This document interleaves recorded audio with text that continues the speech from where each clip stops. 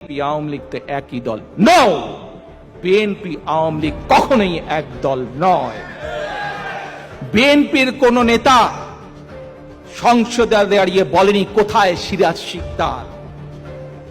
বিএনপির নেতা বলেনি, কাজে বিএনপি এবং আওয়ামী লীগ এক নয়। বিএনপি নিজের দলের লোকজনকে বিলিয়নিয়ার বানানোর জন্য কুইক রেন্টাল প্রজেক্ট করেনি। বিএনপি আওয়ামী লীগ এক নয়। বিএনপি রাতের অন্ধকারে ভোট ডাকাতি কখনো নির্বাচন করেনি।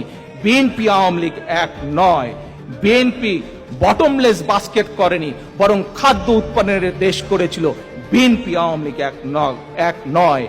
বিএনপি বিরোধী দলীয় নেতাকর্মীদের গুম খুন করেনি, কাজে বিএনপি আওয়ামী লীগ এক নয়।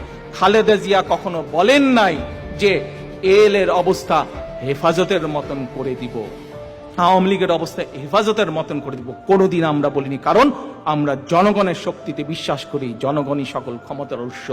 বিএনপি আওয়ামী লীগ কখনো এক নয়।